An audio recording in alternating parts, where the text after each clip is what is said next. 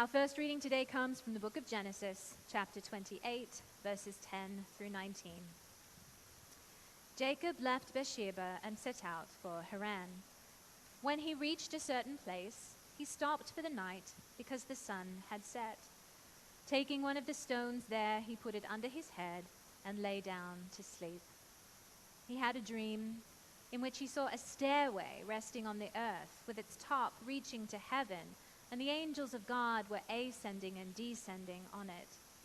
There above it stood the Lord, and he said, I am the Lord, the God of your father Abraham and the God of Isaac. I will give you and your descendants the land on which you are lying. Your descendants will be like the dust of the earth, and you will spread out to the west and to the east and to the north and to the south.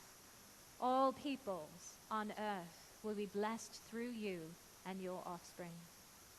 I am with you and will watch over you wherever you go, and I will bring you back to this land. I will not leave you until I have done what I have promised you. When Jacob awoke from his sleep, he thought, surely the Lord is in this place, and I was not aware of it. He was afraid and said, how awesome is this place!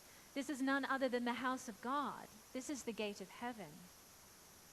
Early the next morning, Jacob took the stone he had placed under his head and set it up as a pillar and poured oil on top of it. He called that place Bethel, though the city used to be called Luz. And from the Gospel of John, chapter 1, verses 43 to 51. The next day, Jesus decided to leave for Galilee. Finding Philip, he said to him, follow me. Philip, like Andrew and Peter, was from the town of Bethsaida. Philip found Nathanael and told him, we have found the one Moses wrote about in the law, about whom the prophets also wrote, Jesus of Nazareth, the son of Joseph. Nazareth? Can anything good come from there? Nathanael asked. Come and see, said Philip. When Jesus saw Nathanael approaching, he said of him, here truly is an Israelite in whom there is no deceit. How do you know me?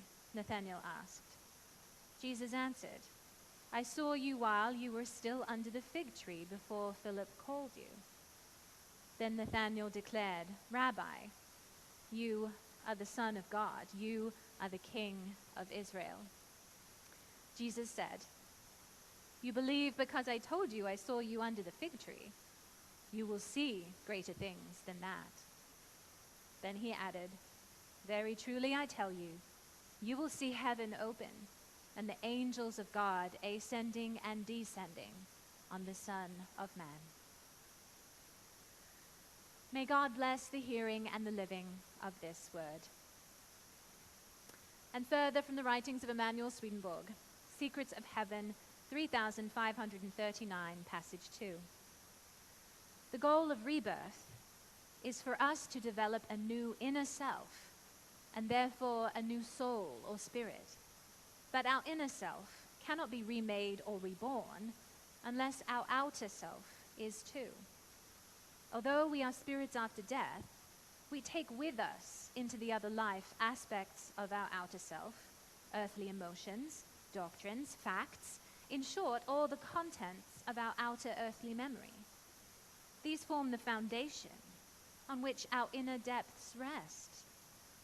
Whatever priorities determine their arrangement then, those are the priorities that inner things take on when they flow in, because inner things are modified on the outer plane. This shows that not only our inner rational self needs to be reborn or remade, but our outer earthly self as well. And further from number 3701. And look, God's angels going up and going down on it symbolizes infinite and eternal communication and resulting union. It also symbolizes an apparent climb from the lowest level, and then, when the pattern reverses, a descent.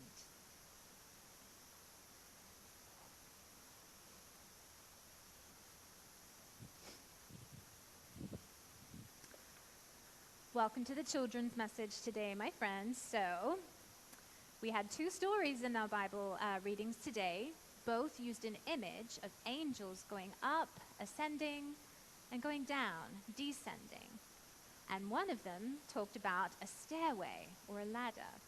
So this is my poor approximation of such a thing. And here is an angel going up, ascending, and going down, descending. Now, the story on the inside of this image is about our spiritual lives. When the angel goes up to the top, this represents a time where we have understood something to be true, something important, like it's important to be generous, or to be a good sport, or to have empathy for others. But we know these things are good and important, but we also need to make sure that we live these truths out in our lives. This is pictured by the angels descending all the way down. That is us bringing truths into our lives. Now, sometimes that part is really not very easy. Sometimes we don't want to be generous and share. Sometimes we don't want to lose with grace, or we don't want to have compassion. It can be, hard work on the descent, coming down, living our truths into our lives. But if we don't try to complete that cycle, we're just halfway done. Our spiritual growth isn't complete. The good news, though, is that even if we are struggling a bit with living out these truths in our lives, that doesn't mean that God is only halfway with us. God spoke these words to Jacob, as we heard in our text, "I will not leave you until I have done what I have promised you." God comes down with us. Even if we're struggling, even if it's hard, God continues down with us, because God knows that if we keep trying, we'll eventually figure it out. Amen.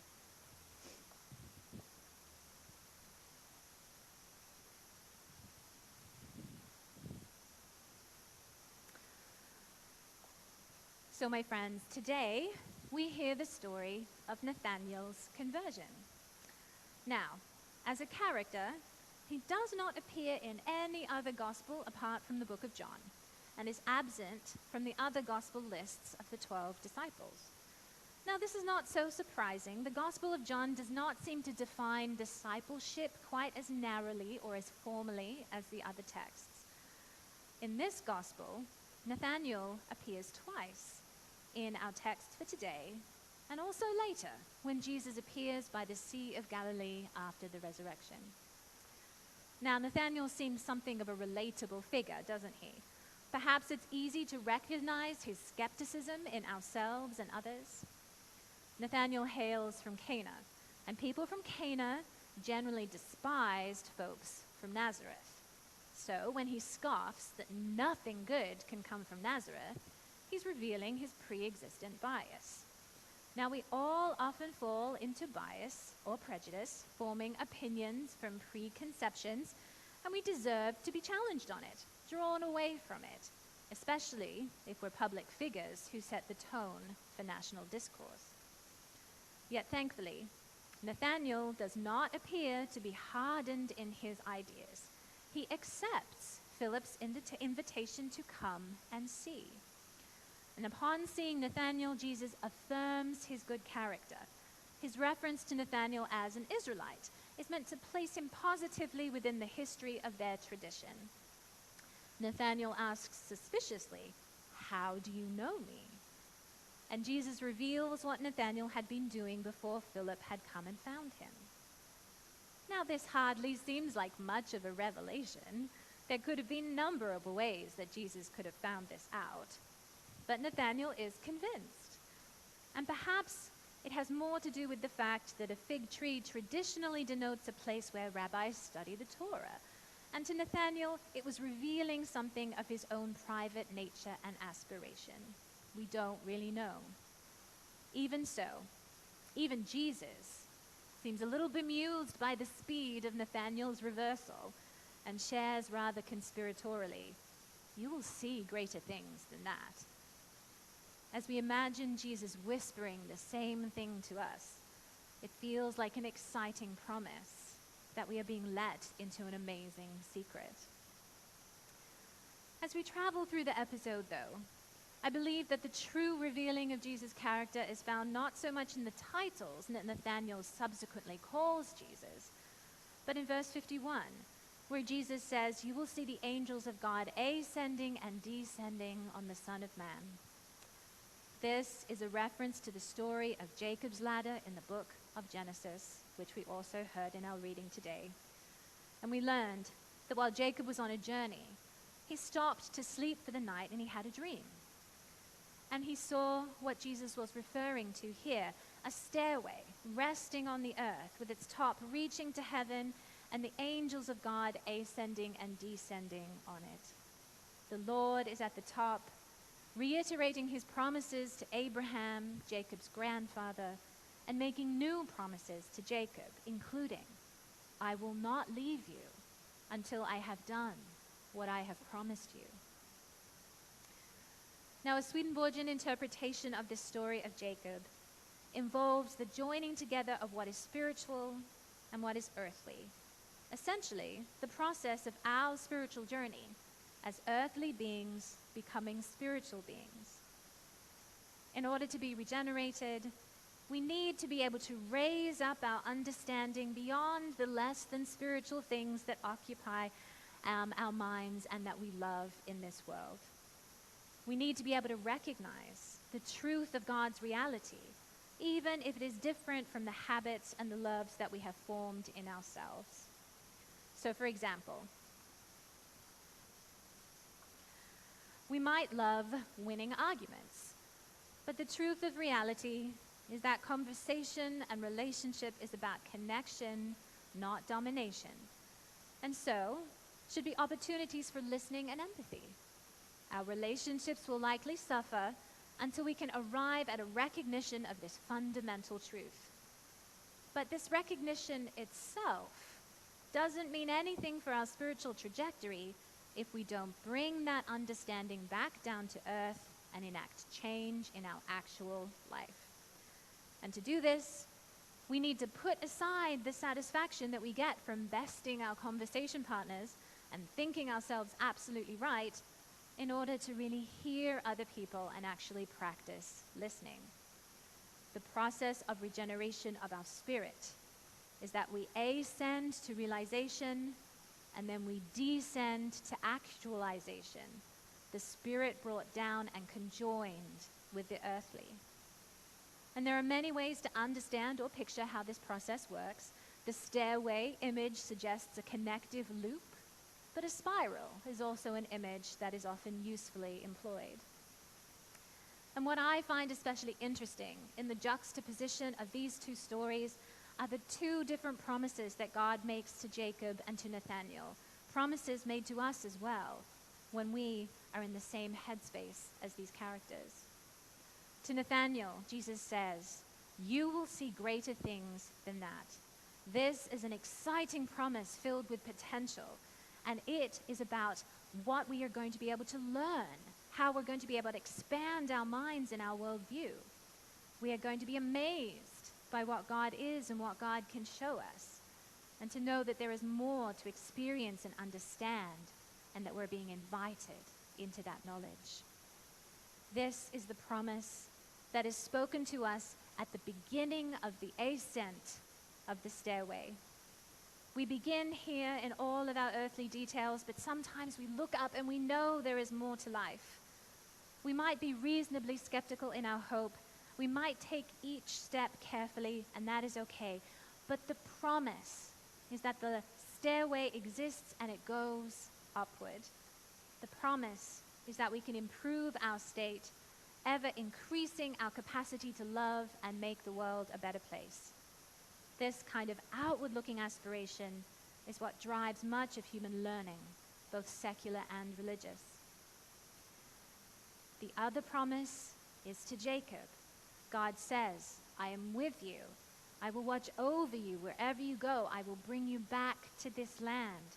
I will not leave you until I have done what I have promised you."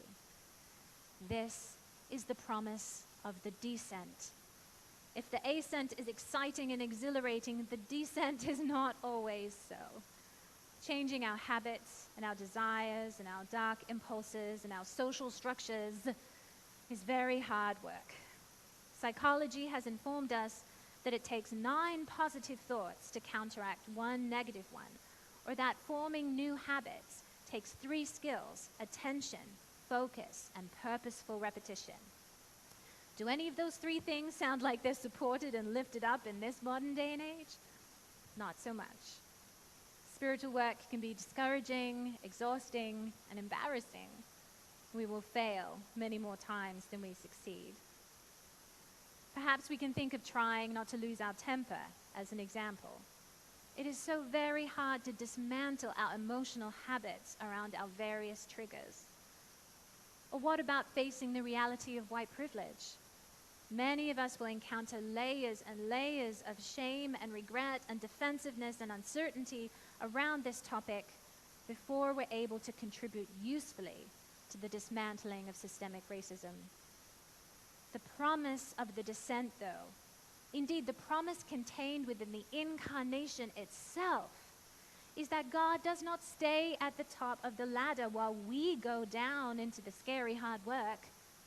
God comes down with us, is present with us through all of it.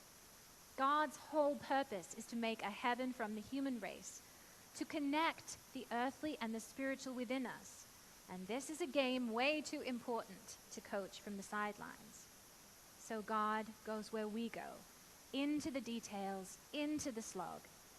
And Jacob wakes up, recognizing that the lowly crossroads where he laid his head is the house of God. God was present, and he didn't realize it. And this is one of the ways in which we can become derailed in our process, whereby we think that God only presides at the top of the stairway and that freedom and peace and satisfaction only exist at the top. It's possible we become so obsessed with self-actualization, with aspirationally being our best selves, that we forget about the descent when it matters, forget to be present to our life. The mistake is when we see the stairway as an escape from our life, not the way to transform our life. And the exact opposite case is demonstrated in the words of Thich Nhat Hanh, a Vietnamese Buddhist monk. He writes, "When I was in Vietnam, so many of our villages were being bombed. Along with my monastic brothers and sisters, I had to decide what to do. Should we continue to practice in our monasteries, or should we leave the meditation halls in order to help the people who were suffering under the bombs? After careful reflection, we decided to do both, to go out and help people, and to do so in mindfulness. We called it engaged Buddhism. Mindfulness must be engaged. Once there is seeing, there must be acting. Otherwise, what is the use of seeing?" End quote. And the Gospels of Jesus underscore this point, as we progressively see how Jesus follows up on his comment to Nathanael. When he said, "You will see greater things," he could have simply meant all his superhuman miracles, the transfiguration, the resurrection, and these were awesome and awe-filled things. But he also meant touching and healing the unclean. He also meant the torture in the Garden of Gethsemane. He also meant the cross. He also meant all his fellow people of Nazareth. Jesus entered into the most banal and broken and despised aspects of human life, as well as the good parts, as well as into the potential. With him, the angels were ascending and descending all the time. "You will see greater things, and I will not leave you."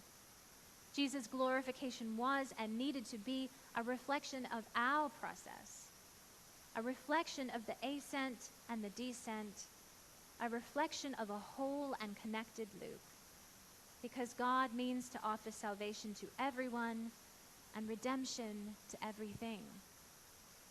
A manufactured superhero Jesus bids us escape from our lives and our contexts. And sometimes we really do wish that is what redemption is about, escape. But it's not. It's about transformation. A very wise lady once told me, there is no way out but through.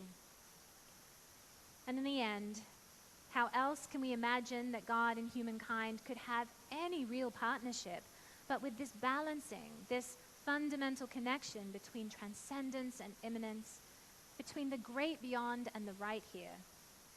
God powers the movement of the human spirit with a twin engine of divine promises. The divine carrot moving us forward, and the divine companion holding us up. Praise be to God. Amen.